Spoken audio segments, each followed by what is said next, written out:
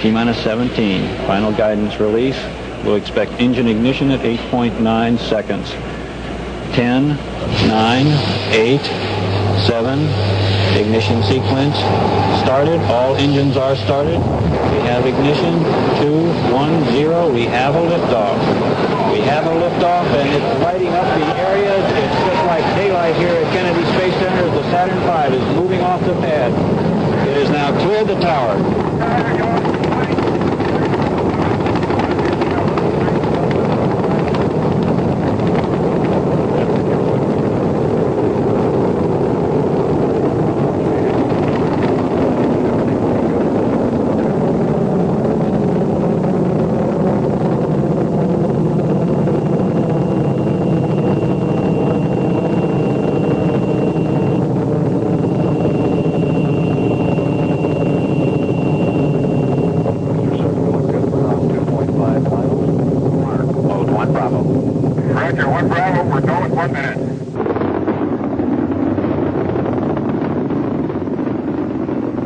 Houston, you are go for orbit. Go for orbit. Those are kind words, Robert. We're go for orbit here.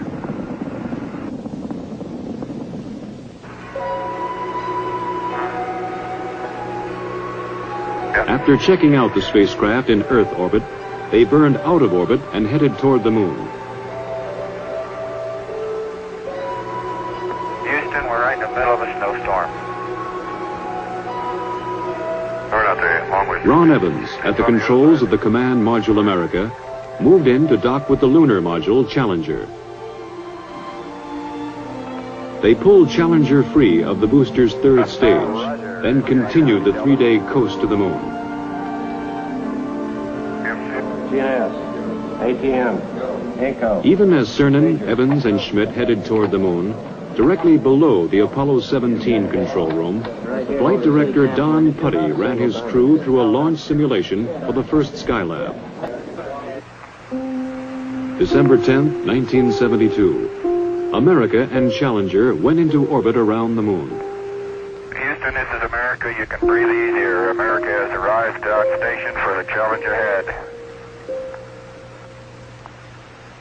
The next day, December 11th, Cernan and Schmidt entered the lunar module and undocked.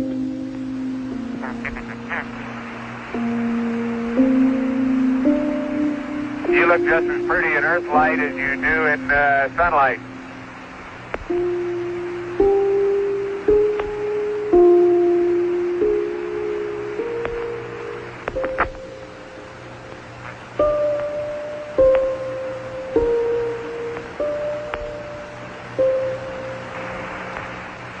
Roger, America. Have a good burn. You're loud and clear.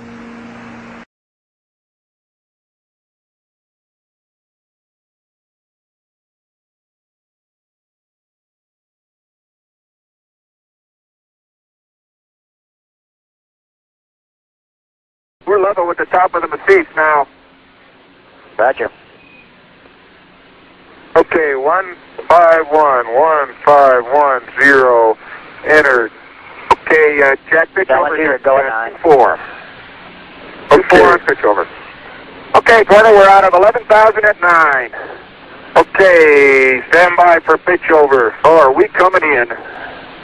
Oh, baby. Stay through 9,000. Stand by for pitch over, Jack. 8,000. I'll need the pro. I'll give it to you. There it is, proceeded. And there it is, Houston, there's Camelot. Wide on target. I see it. We got them all. 42 degrees, 37 degrees, to 5,500. 38 degrees. Challenger, you go for landing. 42 degrees, through 4,000. 47 now. 47 degrees, through 3,500.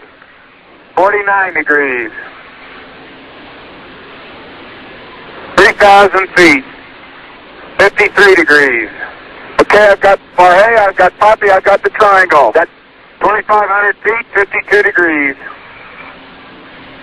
H-dot is good at 2,000. H-dot is good. Fuel is good. 1,500 feet, 54 degrees, Gene. Approaching 1,000. Approaching 1,000 feet, 57 degrees. Okay, you're through 1,000. I'm taking radar altitude and pings altitude degree. You're through 800 feet. H-dot's a little high. See, I don't need the numbers anymore. Okay, you're 31 feet per second, going down through 500. 25 feet per second through 400. That's a little high, Gino. Okay. 300 feet, 15 feet per second. Little high. H-dot's a little high. Okay, I've got T66. Okay. Okay, 9 feet per second down at 200. Going down at 5. Going down at 5. Going down at 10. Cut the H-dot. It feels good. 110 feet. Stand by for some dust. Little forward, G. Little forward a little. 90 feet. Little forward velocity. 80 feet. Going down at 3. Getting a little dust. You're at 60 feet. Going down about 2. Very little dust. Very little dust. 40 feet. Going down at 3. Stand by for touchdown. Stand by. 25 feet. Down at 2. Feels good. 20 feet. Going down at 2. 10 feet. 10 feet. Contact. Stop, push. Engine stop. Engine arm. Proceed. Command override off. Mode control ahead. Hold. Pings auto. Okay, Houston, the Challenger has landed. December 11th. Cernan, then Schmidt, left the lunar module to begin their first EVA. As I step off at the surface at Taurus Littrow, we'd like to dedicate the first steps of Apollo 17 to all those who made it possible. Their first job was to unload equipment, including their rover, the electric car in which they would drive to the exploration sites. That's beautiful. This has got to be one of the most proud moments of my life, I guarantee you. We thank you very much. As Cernan drove the equipment-laden rover, Schmidt carried the scientific experiments package called ALSEP. Hey, do you need me, Gene? Nope. I'm going to go deploy an ALSEP. Have at it. In Houston, scientists in the science support room watched, correlating and directing their movements. Okay, Bob, I've got my tools of the trade right here. As Schmidt set up the various experiments, Cernan drilled a series of holes, both to collect core samples and to implant experimental probes. Man, we're out in the ejected blanket of Camelot for sure now. Yeah. Man, it didn't feel like this stuff was that hard. No, I'll get it. I knew there was something I needed to get the jack in over here, other side. Let me put some weight here. He's not going anywhere. Oh, he's going slowly, Bill. Very slowly. I'm gonna get this thing out now that I got it. Boy, you know, that's what you call getting down into your work. 29 and a half. Yeah, it's 29 and a half minutes from now, but remember, they left this side a little bit late. There it is. Okay. Jim, you better make it clear to Parker that we got to pull out. On the moon and on the Earth, they were fighting time now. There are just so many hours of oxygen and water in the backpacks. So many hours of life in the vacuum of the moon. We're up in this area. There you go. Watch that cable. Cable. Oh! Cable. Watch the cable. Cable number 1. Let's see if I can't crash the corner and get that contact. See if I can't get it. Look at the boulders out there. Jesus. It was time to head back to the Challenger, activate experiments, and get back inside. Man. I was strolling on the moon one day. merry, merry month of December. No, May. May's the month. May, that's right. May is the year of the month.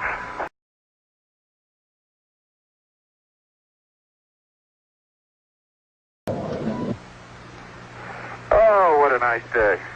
Oh, funny, there's not a cloud in the sky, except in the earth. Think that'll stop the dust, that one? They would have one task before they got to work exploring. The previous day, they had broken a rear fender of the rover. The dust thrown up was causing trouble. Apollo 16 commander John Young had worked that night in a pressure suit on a way to fix the fender. Oh, okay. On the moon, the astronauts put it together. The fender section formed from a lunar map, molded with tape, then held in place with clamps from the Lunar Module Telescope. It was a repair that would last the remainder of the mission. No, that's good. Get it in the middle here. Get it in that place. Right in this little, it's only about a 4-meter depression. Oh, wait a minute. Oh, you're on the other side of the rock. Okay. Yeah, I want to get back here. That's good. Oh, man, go slow.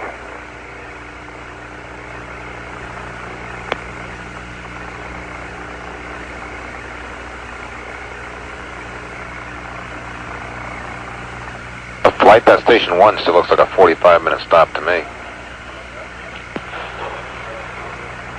Well, we'll check on that. I don't think it is, though. Well, it looks that the way that line crosses there, it should be right at 45 minutes. Well, that doesn't experiments. reflect being half an hour behind, I don't think. Yeah, you got to take a half hour out of the front part of that stop for that much behind, whatever you're behind. Bob, all these big boulders around here that I've looked at are the same rock type. Ooh, who pulled over the geophone module? Can't imagine. Okay. That sounds like the title of a book.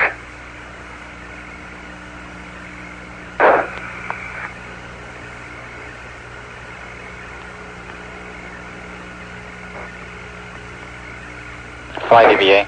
Go ahead. Okay, we have verified that the trainer does have a decal on the lean. We are checking for the direct correlation to the rosé. Uh-oh. There it went. What happened? Oh, I lost my vice. I see it. I see it. I took number 1 in the right direction. Flight experiments. Go ahead. Yeah, we're thinking one of the alternates here, or one of the possibilities here, spending such little time out there, it's not really worth spending the time driving out and back. Come on, back here. We might spend the time back here closer into the limb before intercept completely. But that's not firm yet. We're thinking that way. Okay. Give us plenty of lead time to implement that. Yeah, we'll try to do that. Flight Surgeon. Go ahead, Surgeon. Roger. BTU update for the first 3 hours was Commander 1185, LMP 1130. For the first 15 minutes of the third hour, we have 1,000 on the Commander. That same, Bob. 1,100 on the LMP. So we're is that 1,100 all these on the big last? blocks that I've looked at right. Okay. look like the Jabronic rock I was talking about. Possibly upwards of 50% plagioclase rather than 30 like the Mare.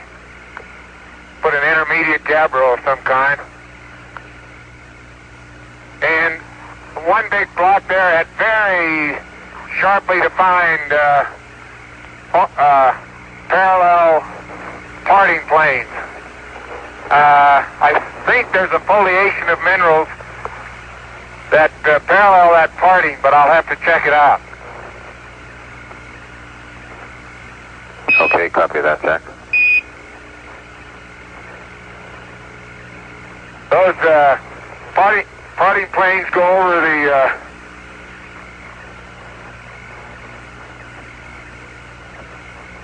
will go through the whole boulder on the order of at least 3 meters long and outcrop.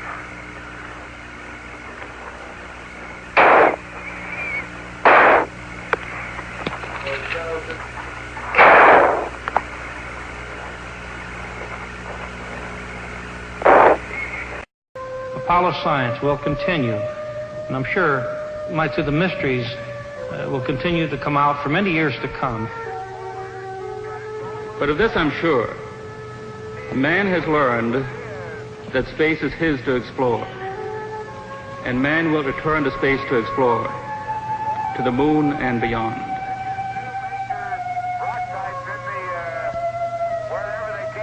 I'm firmly convinced that it's changed the whole basis of philosophy, including religion. I don't think that we've begun to see what the era of spaceflight really is. We've got a long way to go, and I hope I'm living when we leave this solar system on a venture to find another planet Earth.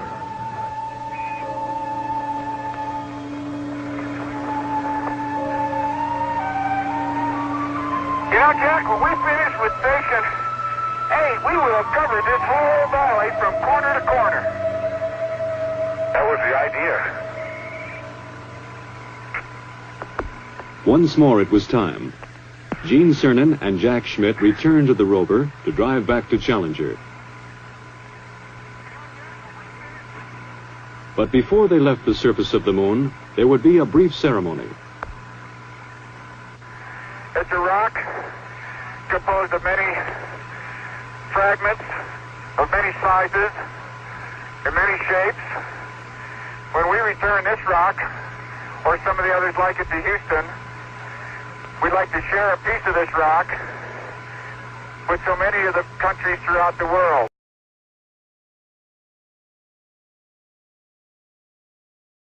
Everyone remembers Neil Armstrong's first steps on the moon and the words he spoke. Few remember the final speeches just 3.5 years later. The task of summing up the Apollo program fell to Gene Cernan as he stood on the surface of Earth's nearest neighbor. This is Gene, and I'm on the surface. And as I take man's last step from the surface back home for some time to come, but we believe not too long into the future, I'd like to just let what I believe history will record, that America's challenge of today has forged man's destiny of tomorrow. And as we leave the moon in Taurus literal, we leave as we came, and God willing, as we shall return, with peace and in hope for all mankind. Godspeed, the crew of Apollo 17. Roger, Dino. Thank you very much. Bob, I am up on the ladder, and I'm going to be going through the hatch. Go ahead. Okay, I'm fixing to turn the camera off. All right.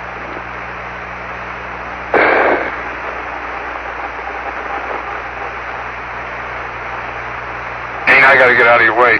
Yep.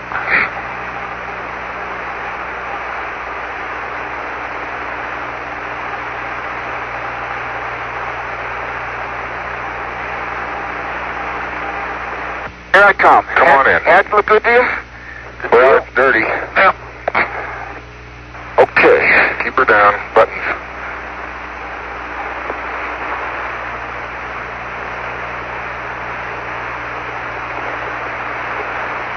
Come towards me. Well, there you go.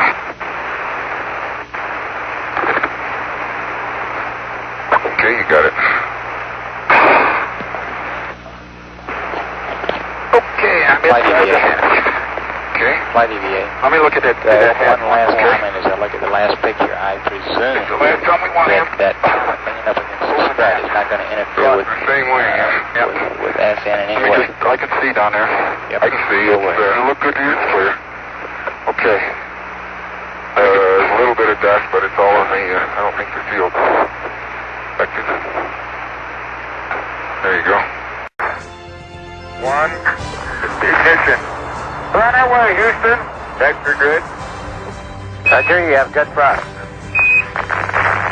130 Houston, we're in the blind and we're going.